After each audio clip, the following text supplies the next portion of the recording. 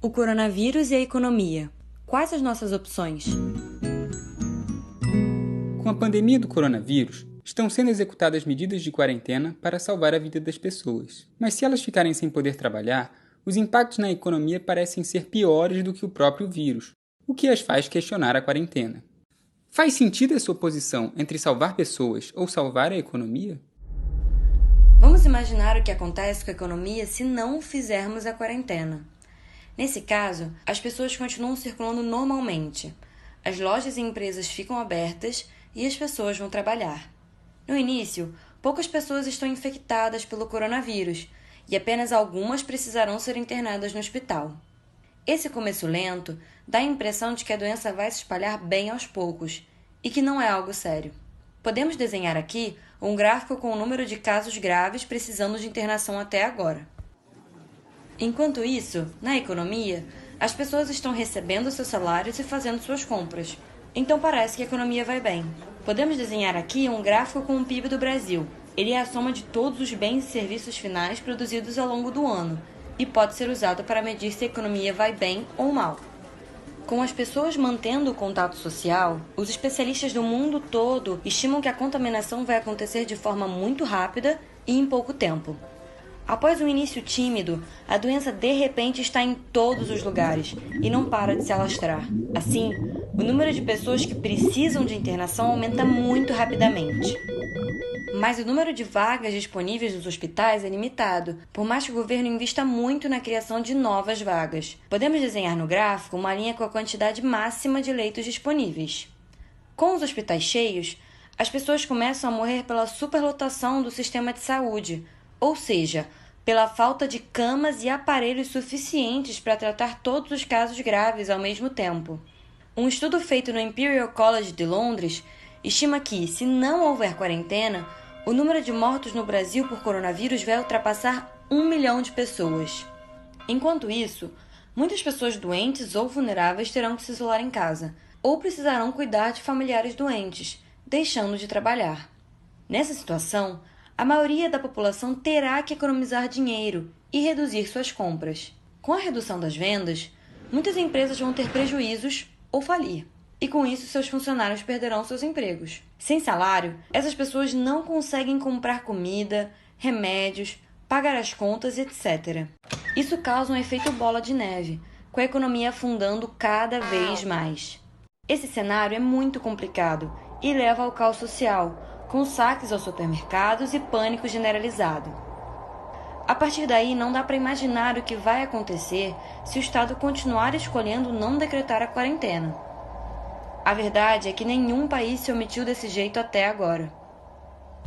Passado o pico de contágio, a previsão é de que as pessoas vão se recuperando da doença ou falecendo pela falta de internação hospitalar, e o número de casos graves eventualmente cai. Mas a consequência disso foram muitas mortes em vão, uma instabilidade social muito grande e um colapso econômico. Ou seja, não dá para salvar a economia deixando as pessoas morrerem. Agora, vamos imaginar o que acontece com a economia se fazemos a quarentena sem que o governo gaste o suficiente para socorrer as empresas e os trabalhadores. Com a quarentena, haverá menos pessoas interagindo, diminuindo o ritmo de contaminação da doença. Dessa forma, os casos graves vão surgindo aos poucos, e conforme os pacientes antigos se curam, o sistema de saúde consegue receber a maioria dos novos pacientes. A superlotação é pequena, a maioria dos doentes recebe tratamento adequado e muitas mortes são evitadas. Mas com a quarentena, todas as lojas irão fechar, a não ser aquelas que vendem bens essenciais.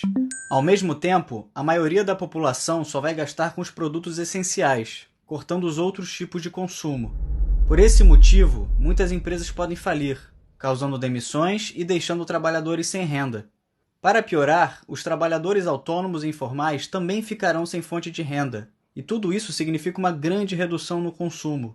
Como consequência disso, o PIB vai sofrer uma queda drástica. Essa queda pode colocar em risco o próprio consumo dos bens essenciais, porque sem salários e sem a renda de pequenos negócios, as pessoas passam a não conseguir comprar nem o básico, e de novo podemos ter um cenário de caos social. Em uma situação de falta de alimento e desespero, as pessoas podem violar a quarentena, o que causaria a aceleração da transmissão da doença e o aumento do número de casos graves. Dessa forma, uma quarentena sem políticas de apoio aos trabalhadores e empresários também leva ao caos social, onde a economia entra em colapso, o desemprego e a pobreza disparam e perde-se o combate ao coronavírus. Não dá para salvar as pessoas ignorando a economia. Agora vamos imaginar o que acontece com a economia quando fazemos quarentena e o governo toma medidas para salvar as empresas e manter a renda das pessoas. Como vimos, com as pessoas em casa e apenas os serviços essenciais funcionando, a contaminação é mais lenta e menos pessoas são internadas ao mesmo tempo, evitando as mortes por falta de internação. O número de casos graves sobe mais lentamente e só ultrapassa um pouco o limite de leitos. Ao mesmo tempo, o governo aumenta seus gastos e implementa políticas de auxílio à população. Com essas políticas, as empresas que suspenderam suas atividades podem pagar as contas e os salários dos funcionários, que conseguem comprar os bens essenciais durante a quarentena. Dessa forma, se mantém um mínimo de consumo e produção, e o PIB não cai tanto. O governo também pode dar auxílio aos trabalhadores informais e famílias de baixa renda, para que paguem suas contas e fiquem em casa. Isso também ajuda a manter o consumo e, mais uma vez, impede que o PIB caia muito. Esses auxílios precisam vir de várias formas, não só com grandes políticas de renda básica, mas também empréstimos subsidiados para empresas, adiar pagamentos de impostos e suspender a cobrança das contas de luz, água, gás e etc. Só assim as famílias poderão se sustentar e as empresas não quebrarão durante a crise da saúde, o que é essencial para a quarentena funcionar e os hospitais não serem sobrecarregados. Passado algum tempo, o número de casos graves começará a cair, mas durante toda a crise são necessários auxílios do governo para a economia conseguir se manter. Apenas assim será possível que as empresas voltem a funcionar após a crise e a população tenha como voltar a consumir, retomando o crescimento da nossa economia. Esse é o único cenário onde o colapso da economia e da saúde é evitado. Implementar uma quarentena junto com fortes políticas públicas de auxílio a empresas e pessoas é a única saída que temos.